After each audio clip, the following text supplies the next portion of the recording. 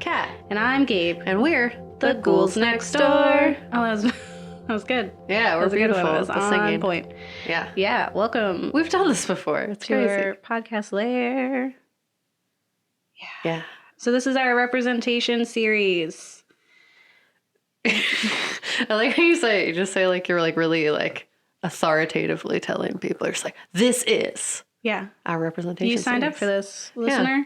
And today we are talking about Latinx representation in horror. And honestly, I could talk about that for several hours all by myself.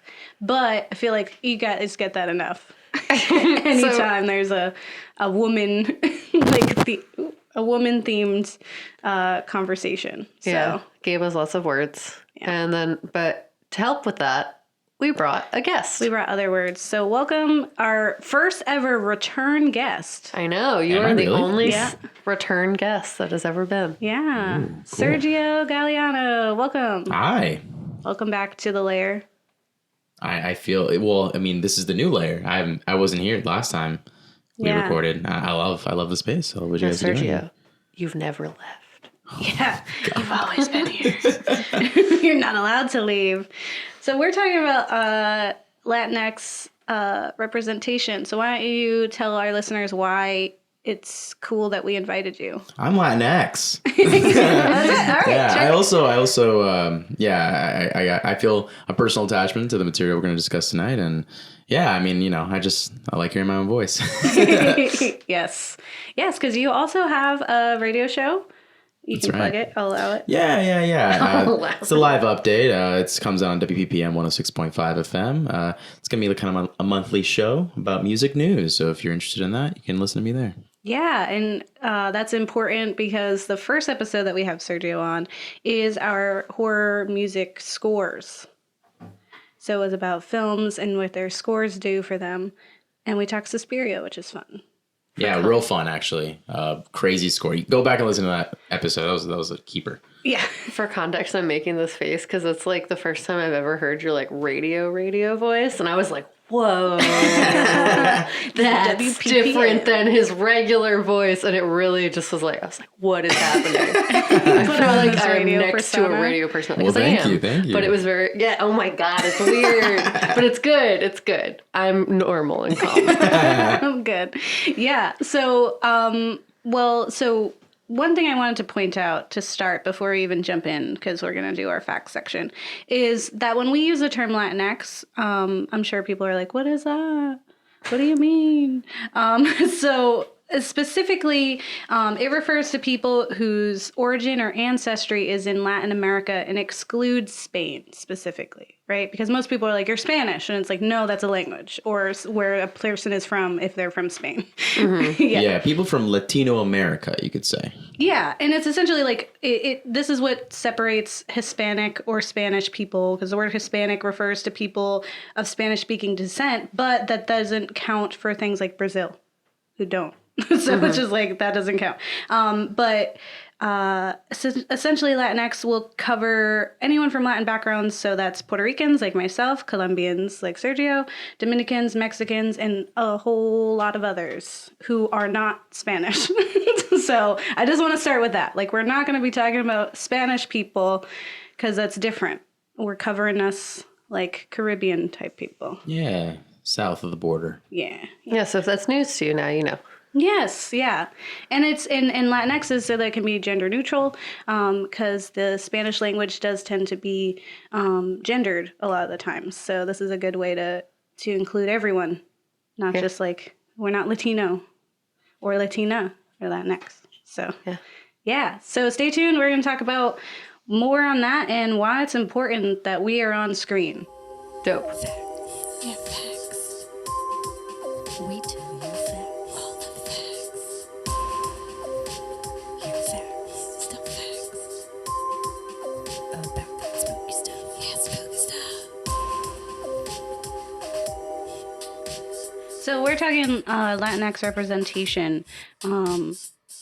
I think what is really interesting about the fact that there is a lack of Latinx representation, specifically in American horror, is that a lot of the audience is Latinx, because we have like an interest in the supernatural and like the spooky, because it's just like ingrained into society with like stories and folklore that you grow up with. So like we're obviously interested in that stuff. So it's really weird that like, why wouldn't you feature more of us doing stuff? Like we're also a good part of this population as well. We're here. We out here. We out here. Mm-hmm. No, I agree with you on that. I mean, it's funny, like as a Latinx person, and when I see, especially even just like in mainstream movies, not just horror, right? Like it's always very pigeonholed, and we're not the only minority to fall into pretty this. Much anyone. Yeah, exactly. Pretty much anyone that isn't white, right? And so, yeah, it's really sad to not see it at all in horror. Like I almost don't see anyone like me at all in horror ever. Unless it's Guillermo Del Toro, and then it's like obviously, but unless it's explicitly like a Latinx person behind the camera, you're not getting that in front. And that's just like, so growing up as specifically being Latin American, right? Like you're an American person and you're growing up in this very white culture that you don't really get to experience a lot of that. And it's almost like, you know, you hear like the immigrant stories and like the first generation, second generation being afraid to speak Spanish. Like we have even just like Julian Castro, who doesn't speak Spanish very well because he grew up and was like, you know, seen as kind of like wrong. Like you don't want to, like they don't want you to speak Spanish because they want you to fit in, and like a lot of those like cultures and things. So it's really interesting growing up in a country where you are and you do see people who look like you, but not on screen, right? Like I always had that problem of there's no Hispanic Disney princess. Like we have plenty of Latin countries, but not a single princess who is of Latin descent. Yeah. Yeah. And you know, growing up for me anyway, I unfortunately wasn't even around many people like me, you know, so not only was in the mainstream, but also in class, you know, because, you know, I went to private schools and, you know, there weren't that many Latinx people in those schools. And so, you know, it was interesting. And I didn't even realize it until later on. You end up being whitewashed just by existing. Yeah, just to fit in. And then there's this really amazing quote that really like fuels a lot of the work that I do when I create media.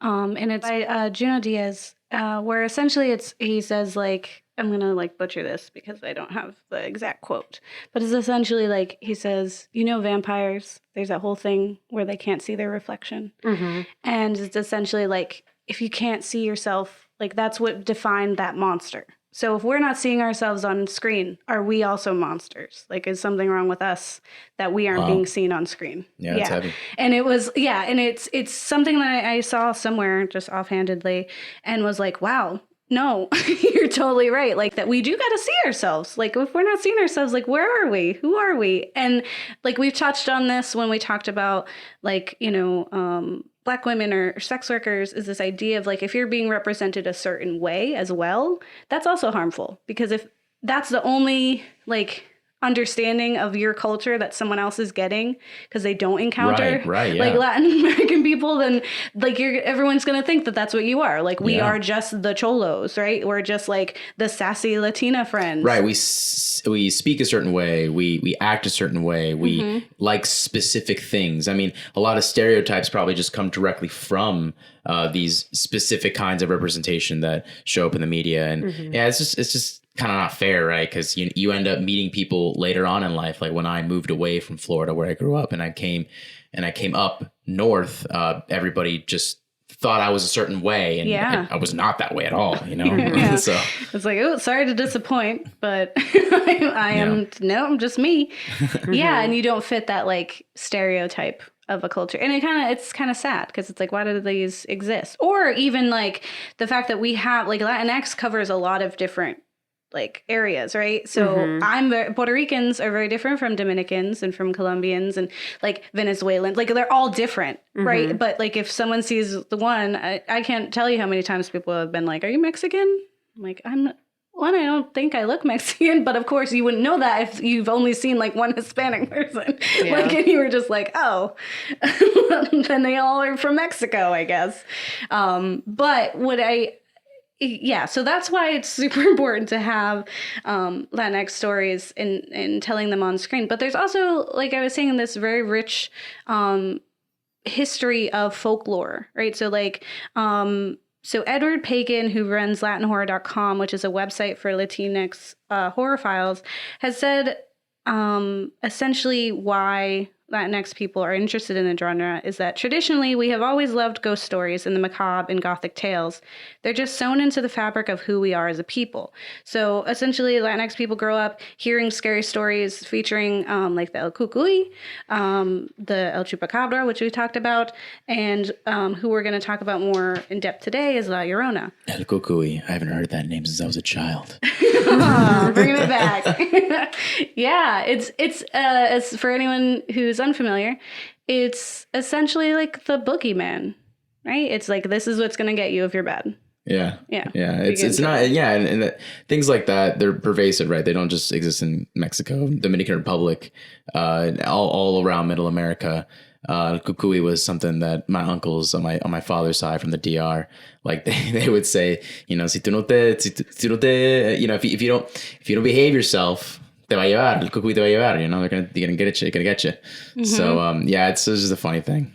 Yeah. There's and that's everywhere. Everyone has a boogeyman, right? And we have, and it's like, these are really interesting stories. Where are they? And then when we see them, they are only ever told from the white protagonist's point of view, because that's what sells, or that's what they believe sells. But we've seen, like with the, you know, success of Jordan Peele, and even just like some, like there's clearly a demand for more people of color in a diverse like story that we're looking for. So where are they? Why do we get a half of it? Why do we get like an inch? I want the mile. I want a mountain. I want a Latinx superhero. Yes. I want a Latinx princess. I want it.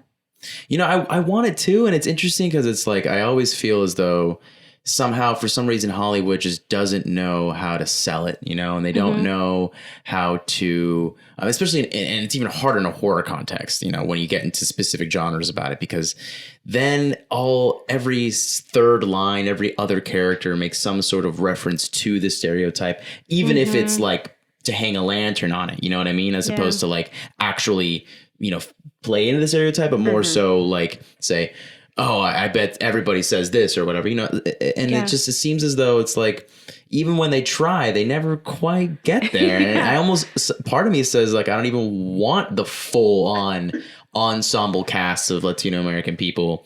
Sometimes I kind of just want the main character to have his Asian friend go out, you know, or his black girlfriend just go to the movies and, you know, a murderer shows up in a horror movie. You know what I mean? Like something interesting, something, you know, and I feel like television does a better job than films do, but that's just, Yeah, well, even like something like Us, right, where it features a black family, but that's not like what it's about, right? It's about classism and other things, and it just happens to feature a black family, which seems crazy because that's not what we're used to. But it's like, why can't we have that? Well, we just have protagonists that are, you know, Latinx, but they're not. It's not about that. It's not about, right. Yeah. We just also exist. We also just have lives, and they're not always like caught up in gangs, and it's not always like we're clutching our rosary beads and have like a million crosses on the wall. Although Catholicism is a big part of the Latinx community, which is why things like, you know, exorcism movies or movies that feature any type of like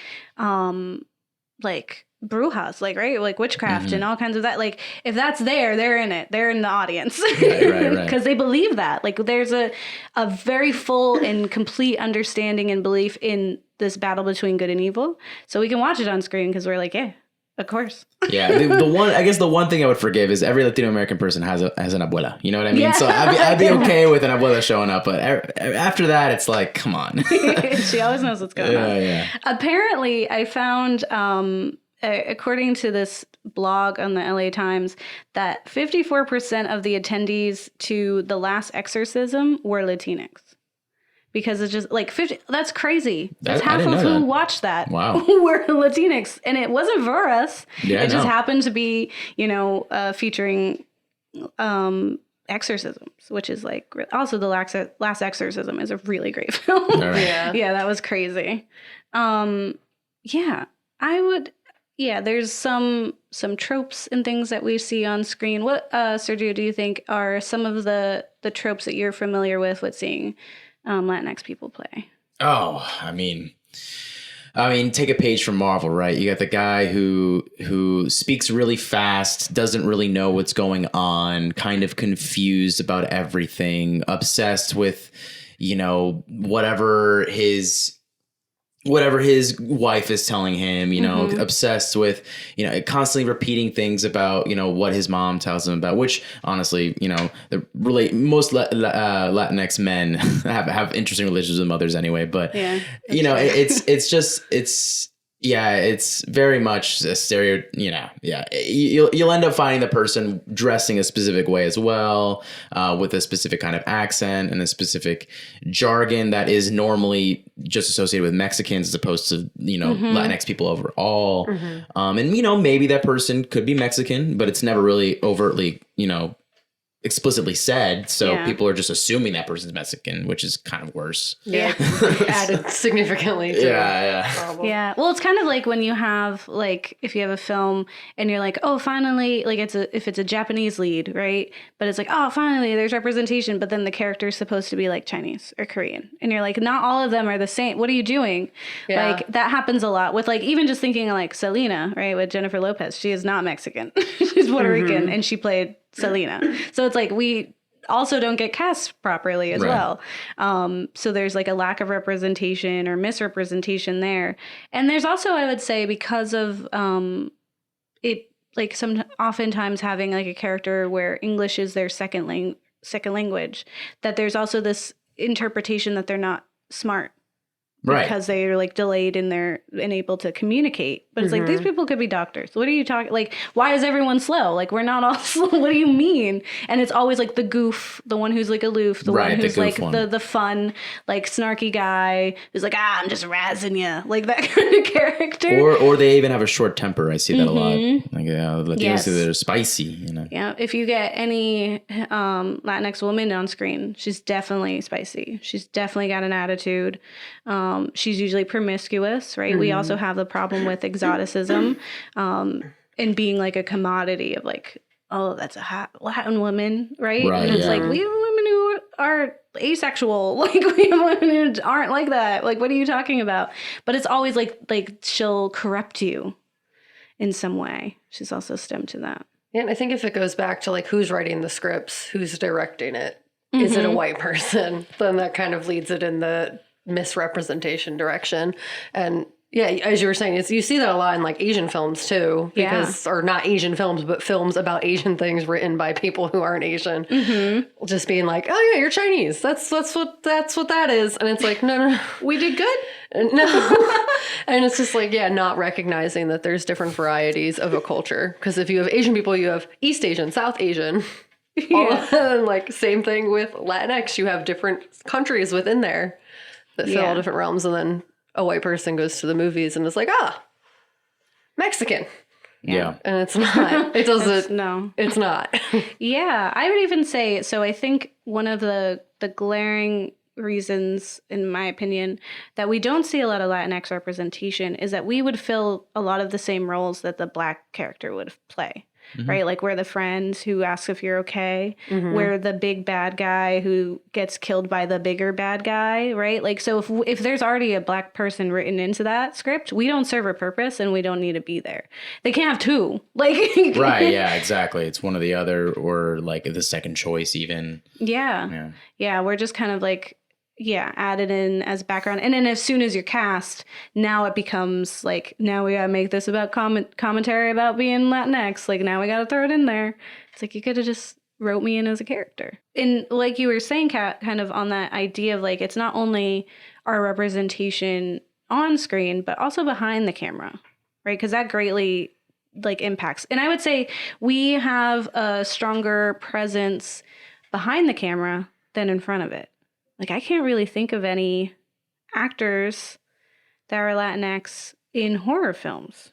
I Googled it, so. What does it say? I'm waiting. Oh, they're waiting. So I'm going to go off a little list here. Sure, let's see. Let's hear it. So we have No Country for Old Men, which I don't know if that's a horror movie. Is it a horror movie? It's like suspense, I would say. I don't know if I would say horror movie. People get killed. So People Javier get got. Bardem.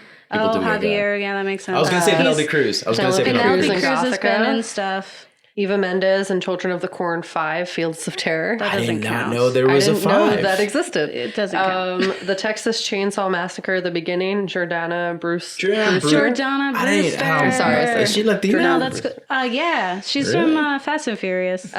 Camilla Bell, When a Stranger Calls. Benicio del Toro. Yes. Duh. Well, that's on me. Yes, occasionally, but not like It's not heavily prevalent, represented. And Penelope's been in a few things because she's in that one I was just talking about. But even like behind the camera, right? We have Javier Guillermo. Bardem was in Mother as well. Oh, right, yes. Javier Bardem is great. Yeah, he's great. He's phenomenal. So he's representing us out there. Dusk Until Dawn. See what I'm saying? Yes. So we have George A. Romero, right?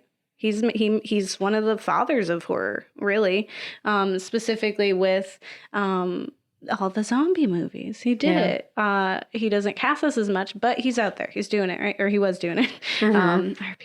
And we have Robert Rodriguez with that campy gore kind of fun films, which also features like people of color who are in starring roles, and it's fun. Yeah. Like their protagonists. He just has a good time. And then Guillermo, which he is definitely owed like his own episode. There's no way. I will say this about Guillermo though, is that he's Mexican. It's great. He's getting a star in Hollywood, but he does tend to do a lot of his films about Spain or featuring like Spanish wars or Spanish situations. So it's like, what are we doing? Although his newest movie, which we will talk about a little bit in the section. I think to speak on that, I think that he has a big interest in colonialism and conquistadors. Yeah.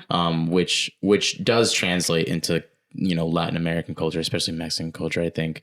So I mean, I think that it stems from sort of just this traditional idea of what Spanish culture can be and how it influenced Latino America. But yeah, I think he is also could just be marketing it to a European audience and hoping he goes overseas and stuff. And I think it's also like he likes history and he likes to make commentary on like what was happening socially. So I do want to talk at some point about Scary Stories to Tell in the Dark, just because he was a part of it, right? He's producing it, and because of that, there's a protagonist who is a Mexican boy. And he's like, he's there and he's not dying. He's he's holding out, right? Like he's one of the main kids. And it's really only because he's in it that like Guillermo's there, that boy is there, really. Like I think if anyone else took on that film, it would be bad. But it wouldn't have that character, I don't think. What does it feel like to watch films and not see people who look like you? Well, it's interesting because, like I said, I grew up around mostly white friends, just people who didn't exactly look like me, didn't speak Spanish, were amazed at this magic that I could do with my mouth by speaking another language. I always thought that was interesting. And then, just years and years of conditioning and whitewashing that way. I honestly just imagined the white kids as me, and it wasn't until much later, because, I grew up in the late 90s, early 2000s. And, it wasn't until like high school, like late 2000s, when the world started getting a little more progressive in Hollywood. And, people started saying, hey, wait a minute, where am I? Who's this? And yeah, that's when I noticed that I haven't seen someone like me except for like Fast and Furious. Like I can't even imagine. Like I really don't remember any movies growing up anyway. Aside from like any Robert Rodriguez movies like Spy Kids, you know what I mean? Yeah. Like, I remember Spy Kids was a big thing for me. Also pretty scary. Yeah, Spy Kids one. Messed up. Thumb guys. Messed up stuff. But it was like, that's the thing. 27 times just for random fun facts about me. It's like, that's the thing, right? It's like, movies like that were always way more interesting to me, but I couldn't quite put my finger on it until much later. And I think that that's just part of the problem is that, you know, you end up being completely blind and nebulous to this. I don't know if I want to call it injustice, but definitely a misrepresentation of like who I am. And I ended up, I think, in my formative years, really influencing the kind of person I am too, which for better or for worse, I don't know. But I mean, it definitely isn't what many Latino Americans might consider me. Because I have had the conversation, right? Yeah. With other Latinx folks. It's like, you know, you act white, you talk white. And I think a lot of minorities have also had this conversation with their peers of their same background. And so it's like, it's a hard conversation to have because, you know, it's not fair that a person would grow up in an environment that just wasn't the same as, you know, just wasn't homogeneous as everyone else had the same traditions and stuff like that. And so I don't know, it definitely created a sort of split mindset for me, never seeing myself out there and kind of whitewashed my identity, I would say. Would you I feel like people of color always get this question, but I'm going to ask you anyway.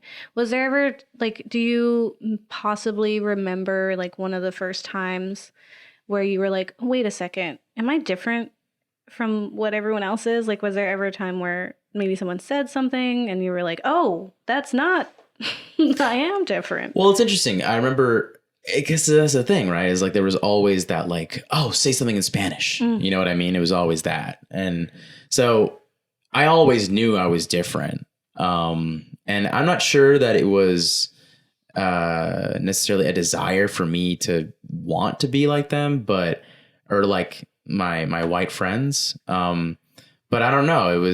It wasn't even really a moment more of it was like, I want to take more pride in it. You know what I mean? And I over time, I just kept saying that to myself, and it's still a struggle for me, I'd say.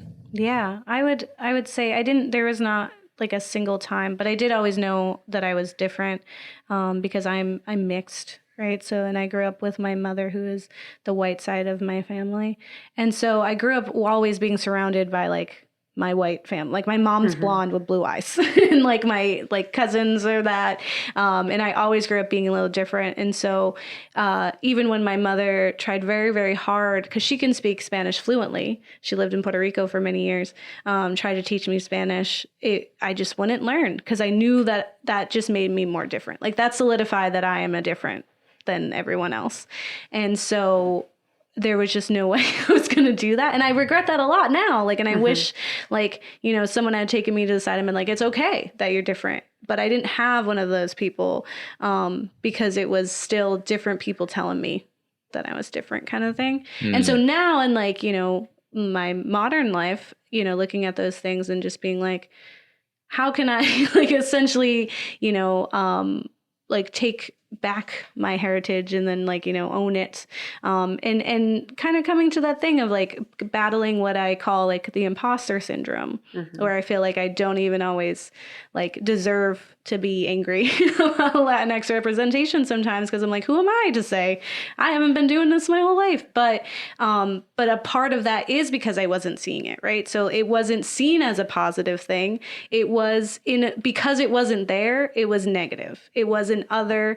It was like I was the monster and I'm the vampire. I do not see a reflection. So therefore I want to just mock and be everyone else so they don't notice that I'm different. Yeah. I definitely see that and empathize with that. And it was also just a thing about, you know, you know, I'm sure every other minority has this exact experience, but it's like you almost cringe when you see someone like you come up, especially if they're not the main character, because it's like, oh God, what are they going to say? What are they going to make them do?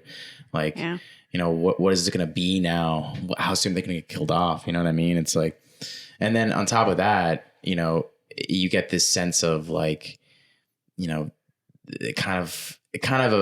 that you yourself become like a background character in your own life, right? Because like if you're a background character in all of these stories, like how can you ever be the protagonist in your own life? And you start thinking to yourself like, yeah, it's just a toxic way to view your identity, honestly.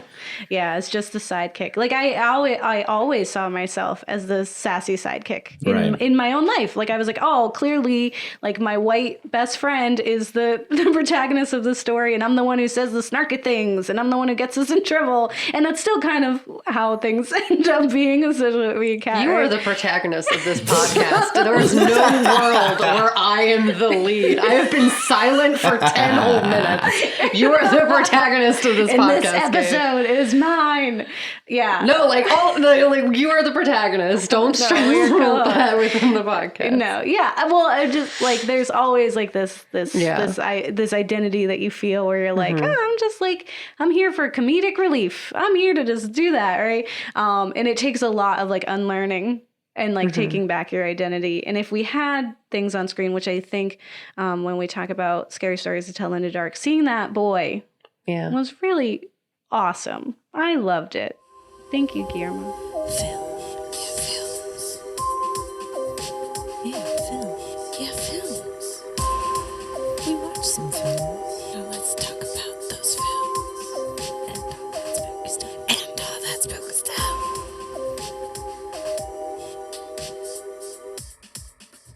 All right, so we watched some films as we do. Specifically, we watched The Curse of La Llorona, 2019. It's still in theaters? No? Yes? Maybe? No, I think it's out. Okay, no, just it's kidding. like you can get it on like Amazon or something. Okay, cool.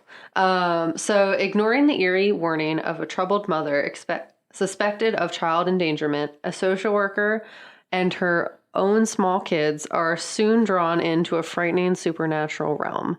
Directed by Michael Chavez, and the director is a Portuguese American. Yeah, which is I think is important to mention here.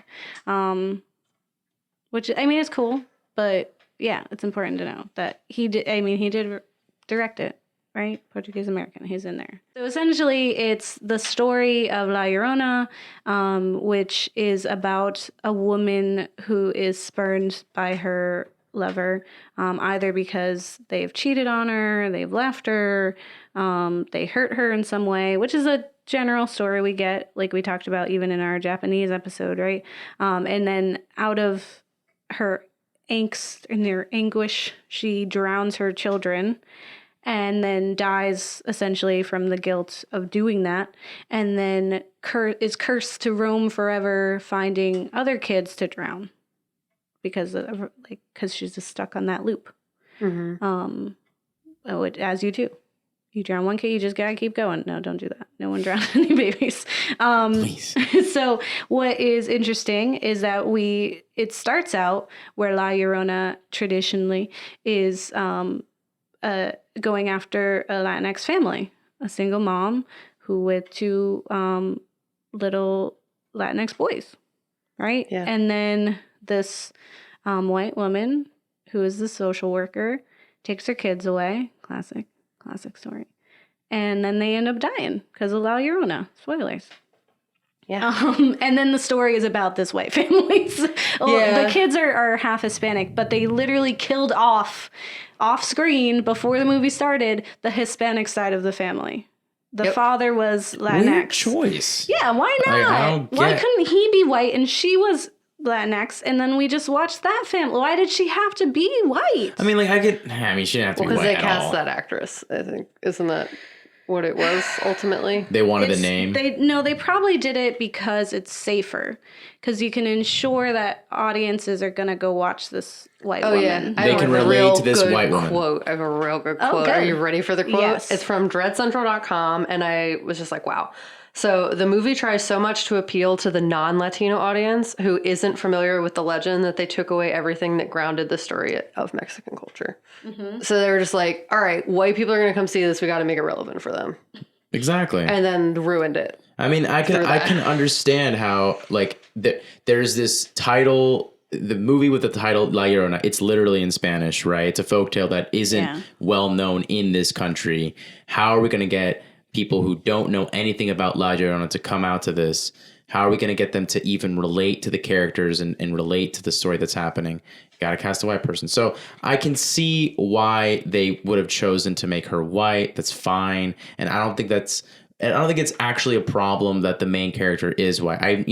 To be very clear, as a Latinx person, I don't really mind the fact that there's a lot of white people. What I would like is there to also be more brown people, right? Yeah. And so, I just thought it was weird that the husband wasn't there. Like, it's fine that the mom is the main character, and it makes sense because it kind of creates this dynamic between like Llorona and her, right?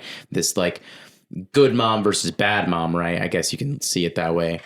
Mm-hmm. But like their dad could have been there. Yeah, he didn't have to be or dead. could have died in the movie instead of just like never even been in the movie. Like, I don't know. Like it's just weird that like he was even a character at all. Like he could have also just not been a character. It didn't add to the plot that he was dead. You know what it added? It added that they were Latino. Right, the kids were actually Hispanic, and so they could be Latino with him alive. That's what I'm saying. That's the crazy part. That's the crazy thing. That's the only plot device he served.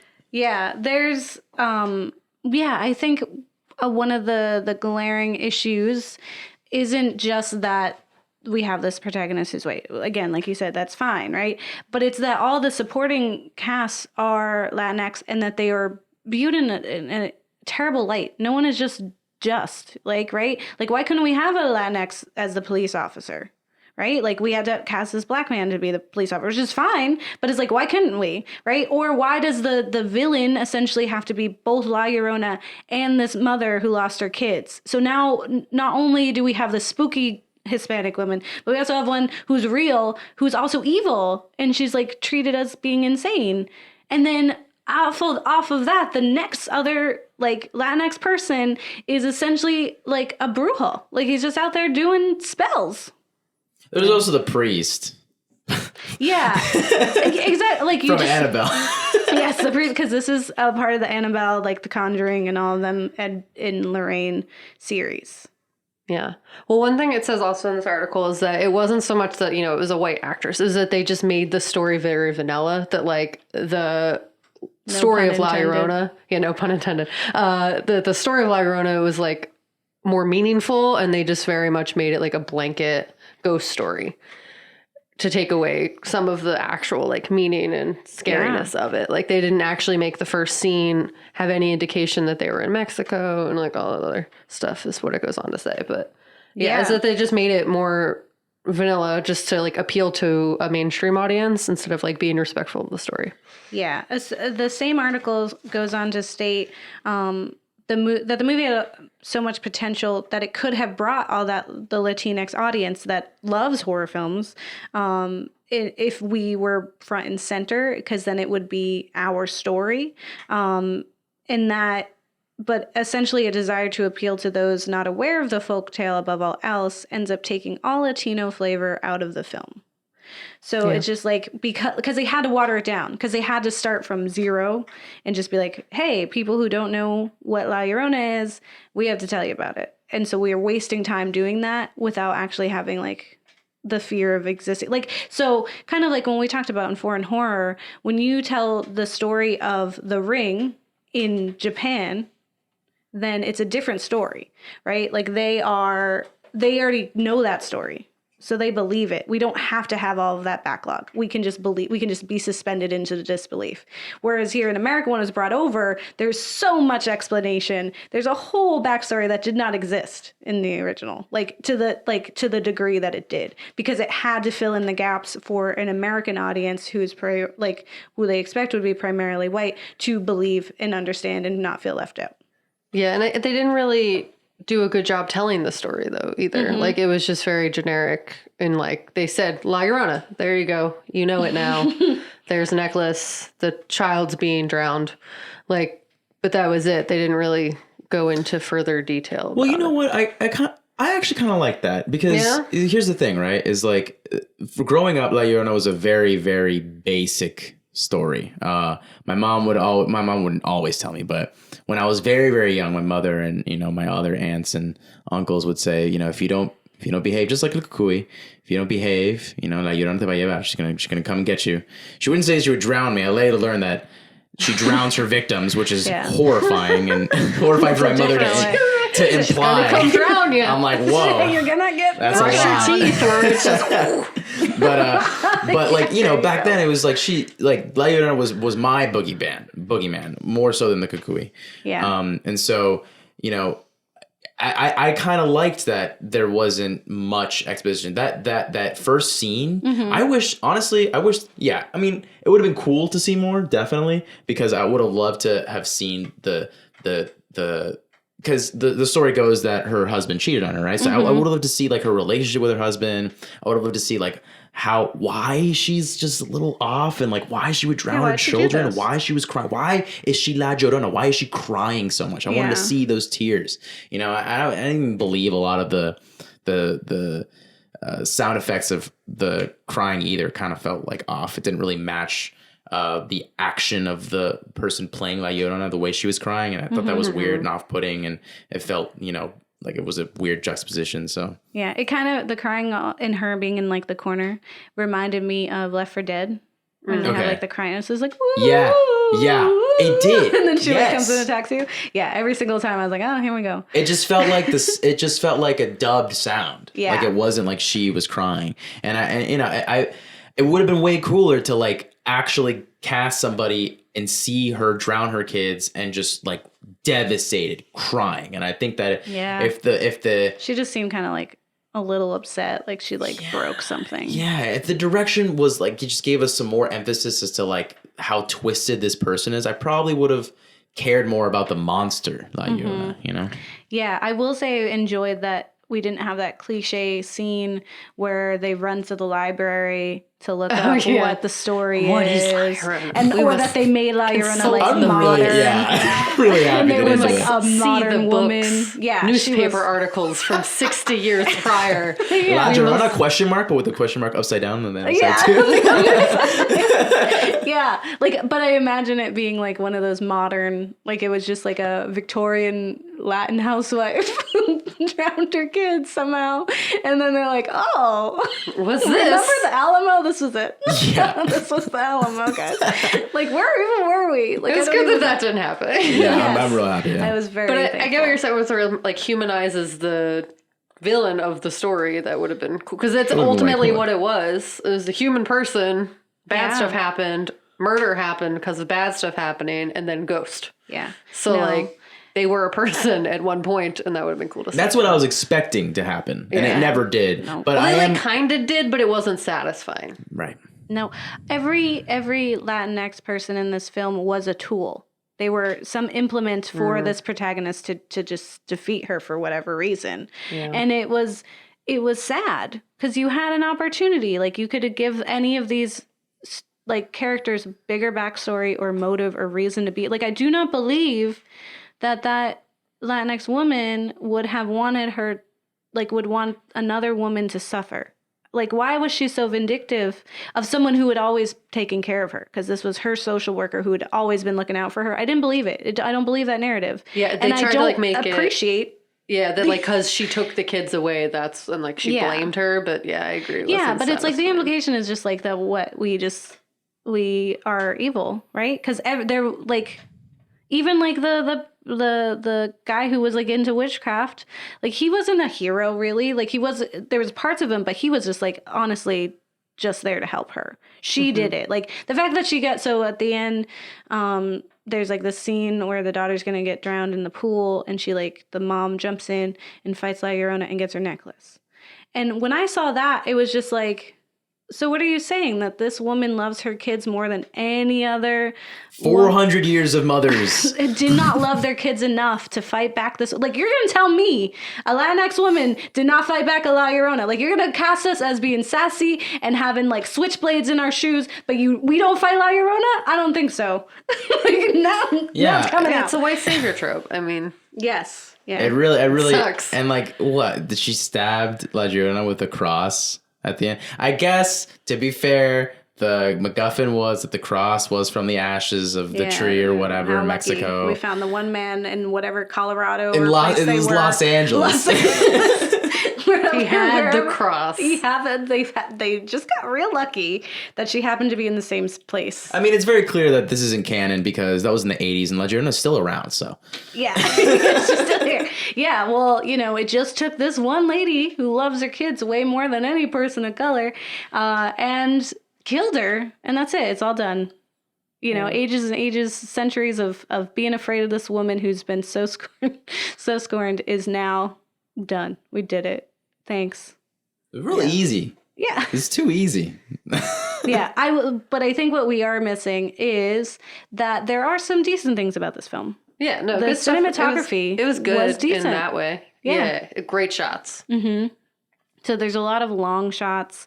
There's good pacing. There was really good, just traditional like jump scares and spooks. Children were yeeted. She just yeeted them right out the house. Yeah, that's cool. Suspense was done really well in areas. And I think that was what the movie was, right? They I mean, think of it, right? The whoever went into Hollywood and was like, listen, La Llorona, you put that out, people are gonna come. Yeah. Because it's such like a classic. That's honestly just like putting out a movie and calling it The Boogeyman. Just do it. And people will be like, all right, well, what is it? Like, I mean, what is it? It's a little better than that because it's not in this country, right? But yeah. Yeah, there are ways to take traditional folklore and do it. And I just feel like it's a little, you're cheating. You're cheating by making all of the actual Latin characters be villains or just less than the protagonist. But it was a decent scare. Yeah, like it was a fun. fun movie to fun. watch visually. We also, I just wanted to touch on, Sergio did not watch this with us, but we did. We watched Culture Shock, which is also from 2019. It's part of Hulu's Into the Dark series. Like every month or every holiday, there's a new film. So this thriller follows a young Mexican woman in pursuit of the American dream who crosses illegally into the United States, only to find herself in an American nightmare. It is directed by Gigi Salguero. I'm so sorry. I'm very bad at Spanish. Guerrero. Did you like it? Because I saw a lot of trailers for it, and the trailers seemed very, I don't know, like Fallout-esque. You know what I mean? Where it was like you got like this like happy American look, but it's a little off. Yeah. But I don't know. I feel like the dialogue wasn't selling me. Was it good? Was it the Stepford Wives kind of? Right. Mm-hmm. It was cool because it started entirely in Spanish, so that part was fun. Because I was like, oh, nice. It's not just English the whole time. Good. Yeah. And then it was like the first 45 minutes, I think, were in Spanish. And then Oh, wow. How long was the movie? Like an hour and a half? Maybe I'm exaggerating. Like an hour and 50. It wasn't 45, but it was like an hour and some change. But it was a good, it was a good chunk. And because the beginning is her in Mexico, and it's her essentially kind of, she had tried to cross before, had been raped. And so she's now pregnant and then wants to go again. Wow. Yeah. So I did not get that from the trailer. Yeah. Because they don't talk, like, they never show her Mexican, like, adventures. Right? That's true, yeah. Which is, like, what I thought was the best part of the film. I wanted to just watch very that. strong. It was intense. It was real. It was stressful. Mm-hmm. Yeah. It was, the first half was good. Yeah. Until we got to, like, Black Mirror territory, it was a good like suspense thriller, and I feel like it could have gone a different way. And then as soon as we got to the Stepford Wives kind of world, it turned and was just like unbelievable. Like it wasn't really like I didn't feel intense. Like I was just like, what's happening? I'm confused. And she wasn't reacting normally. The world wasn't reacting. Like nothing felt real. And like I guess that's the point. But it was still like it didn't feel off like creepy. It just felt off like bad. Well, the thing I got out of it is it seems like it was trying to show the stress of like being whitewashed or like losing your heritage when you come to America. At least that's like kind of what I think it was trying to say, but I don't know for sure. Yeah. That's the risk that you run when you try to do something stylized like that, right? Like a commentary through a visual medium by putting everyone in a situation like it's like some sort of zombie town, you know what I mean? I was interested in that concept though. But I don't know, I felt like the way that it was written, so it wasn't cliche when it got there? No, it was cliche. It was very blatant, like we are living the American dream. Right. Welcome to our white picket fence. Like, it was Right. very like that. It was Okay. like, we Yeah. eat And then we eat pie and Everyone fireworks. spoke English suddenly when they Very had well. like they didn't have any accent. Oh, her interesting. name was Marisol, and Yeah, it her was name was Marisol. Yeah, was like her how name it was was Marisol, said. and the mayor would be like, "Hey, Marisol," and it died every time. He's like, "Hey, Marisol," and I was like, "Ow!"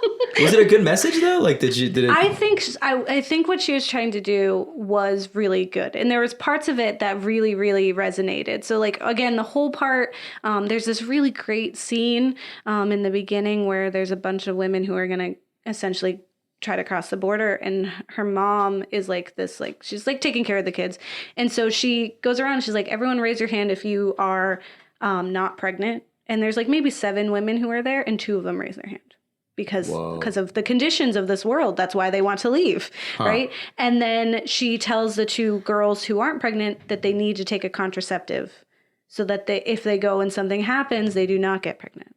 And one of the girls is refusing because she's Catholic. So it's like this, like, that was awesome, right? To see that and to see this very real issue. I would have liked to see more of like why she was leaving, because it felt like they were kind of softening it. Yeah, the horrors were more of the journey, not of what they were leaving. Yeah. Like that it was dangerous to get there. Yeah. Which I think is good. Yeah, I think, but I think it would have been beneficial for an American audience to hear why they want to leave. Because that's a big argument, right? It's like, why would you even do all that, right? And we didn't really get that. I didn't really get why she was doing all that. And in the end, spoilers, she goes back. So it's like, what are you even doing? Wow. But there's like this scene where they're like escaping whatever's happening. And there's like an announcement. it's just like, alert, like blah, blah, blah. And it's just like, secure all exits or something. And one of the male protagonists turns to the protagonist and is just like, what did they say? But in Spanish. So there's like the subtitles. And she goes, I don't know. And like, she's like, I don't freaking know. And they're like running through because they don't know English. It was just because of that simulation. So that I thought was really cute. I enjoyed that. Interesting. They humanized a traditionally demonized character because he was like a gangster, right? But he was humanized by the end of it and was a hero in his own right. That's cool. They showed one of the real terrors, honestly, was the cartel. Like we see them for even just a moment, but they were ruthless. They were scary. They're the ones who had like the bloody count, right? Like, so it was really like, It gave you a little like flash of why it's scary. yeah, like why you want to leave. Yeah. And what was really great about that scene is that they're huddled and their coyote is like, everyone be quiet. If they hear us, we have to run. And so then she turns and she's like, if who hears us? And so you think, because they're traveling, that it's probably the American guards because they're close to the wall, whatever. And then he goes, the cartel. And then it's like, then we see that. So it's like, whoa, what a spin. And I would have kind of, I don't know. I think that once it got into Pleasantville, it got weird. And I just didn't feel like stressed.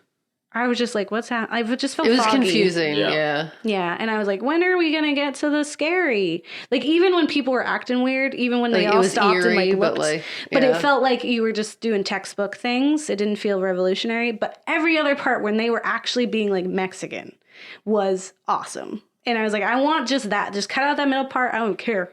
Get out. Eat that. And then bring me back the actual thing. But definitely go and watch it. It's interesting. I think it should get more views because I think people should see it. And it does tell a great story. Yeah, like I don't think it was bad. It had its moments where I guess like it could have been better, but it was interesting. It was definitely a really interesting film. Yeah. I enjoyed it. And then everyone this is just a PSA from Gabe to go out and watch Scary Stories to Tell in the Dark. Because it features a Mexican protagonist boy. And he deals with racial profiling. It's taking place like late 60s, early 70s, right before Nixon becomes president. And so it's like there's a lot of racism because Guillermo's not just going to like let a story be a story. He's gonna put a political backdrop on it. And his choice to put that boy in it was amazing because he didn't have to. If someone else did it, it wouldn't have happened. It wasn't like imperative, but it was awesome that it was there. And he was like a normal boy. Like, it wasn't, he was like, just there. That's awesome. He didn't like he didn't have a crazy accent. Right. He was smart. He helped. And was like You saw very he was just like impactful. a person just being there and people were being so awful to him. Yeah, there's like a thing where they like they profile him and say that he has a a switchblade. They're like, what's a switchblade? And he's like, I don't. He like doesn't answer them, and then later he does have a switchblade, and he like breaks into this place. Oh. So it was like, but it felt kind of cute instead of just being like a stereotype. Exactly. Like it was kind of like, audience, Right. like get in this joke with us. Like it was cute, as opposed to being like, oh, really. Really, of course. Like, as if they hadn't said that and he just pulled it out later, Right. I would have been like, why does he have a switchblade? Like, Exactly. I would have been mad. So it was because great. they set it up the right way. Yeah. Like, the cops are being rude. The people are calling them racial slurs. Like, it was in there. And it was... In a kid's movie, which is, I mean, I guess good for knowledge of things that happen in the world. Gives them a nice reality flash. Yeah, sometimes life is awful. So... sign up for it. Feelings. Yeah, feelings. Yeah, I said feelings. Let's talk about feelings. Okay. And all that spooky stuff. I love spooky stuff.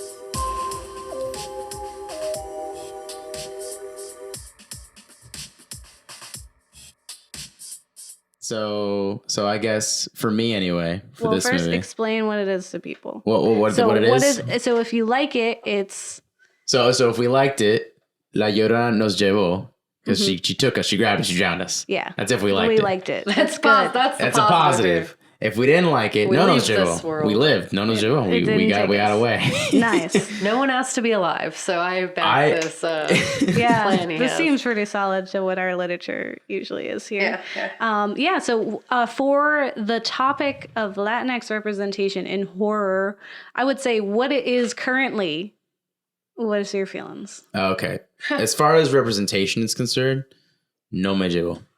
No me llevo.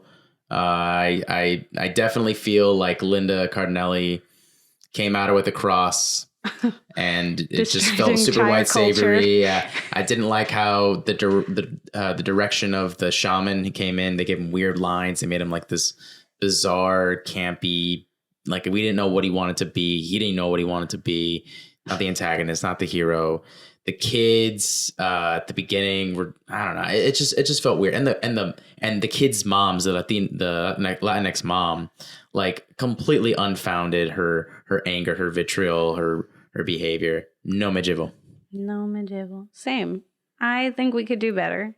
I think we're trying to do something, right? Like with giving more opportunities to directors of color and Latinx background, we are giving the opportunity to tell those stories. And I think we won't really have like succeeded until we have like a Latinx family or Latinx protagonist, and that's not the like dialogue. The focus. Yeah, like they're just there. Like we don't like I would like us to not have to make horror films about immigration and how horrific it is to travel here and to get in the possibility of being ripped from here. I don't want those stories because that's horror already. That is horror that people are living all the time. Mm-hmm. So instead, if we could just tell a classic, just like any ghost story, like could we just have a haunted house that has a Latin family in it and they just are doing what you're supposed to do in a horror movie? Let's write it. Let's star in it. Let's direct. Let's do it. Give us money. I volunteer to die. Yes, let's have that. Let's make a big bad. You already did in Saw 9. That's true. That's true. You didn't die. You're still there. She got out? Yeah. Really? Well, I'm just chilling. The whale was doing something. Oh, the whale did. The whale did that. The whale is the true villain. Yeah. If you guys watch our film Saw 9, if you didn't know that we had a film called Saw 9, you should go to our YouTube. The wonderful narrator of that is Sergio. Yeah, it's my voice. So if you like this voice, listen to it. And you can also listen to our voices. It's literally like a minute and a half. So it's just fun. watch it. It's real weird, but it's fun. It's super fun. Yeah. Kat, how do you feel about Latinx? I think not enough has been done, as you guys have said. Hopefully we get a Latinx Get Out and then a Latinx Us, but their own, unique version where we have one that's like defining of what's happening, and then just it's normal to have a full Latinx cast and that people will still go see that movie. Mm-hmm. Yeah. And we're only going to get that if we give those opportunities to Latinx directors and producers. We can tell some really good stories if you let us. Even just Latinx-American, right? We have a very specific story to tell as well. Yeah, if you guys make a movie, I volunteer. Yeah. I'll be fodder for it. Yeah. It's my you turn. can be the sassy friend. Yeah, I'll ask if you're okay. Yeah, are you okay? You can be over sexualized. Oh, that'd be an awkward movie. Omega. Thank you so much, Sergio. This is great having you on. I hope our listeners are really enjoying it and enjoying this series. If you have any questions for Sergio, be sure to email us at theghouls@gmail.com. But if people want to see what you're doing and hear about live update or anything, where can they find you? Yeah. You can follow us on Twitter at Live Sound Group, LiveSoundGroup. Nice. At Live Sound Group. And you can also listen to us on WPPM. Yeah. Awesome. And we will share some more details. You can contact us if you want more information on Sergio. But this is our episode on Latinx representation. We're going to be diving into queer horror next week. So stay tuned for that. It's going to be a real fun ride. And I have a feeling this isn't going to be the last of it. Like, I'm sure we're going to have way more to say. I know I will. Yeah, because all I'm the never things. done. I'm not done until we out there. Until I'm on screen, we're not done. Well, yeah, until we start to see solutions, it shouldn't stop being talked about. Yeah, amen. Snaps. Snaps to Snaps for that. cat. So don't get married. Delete your kids. Yeah, or drown them. them.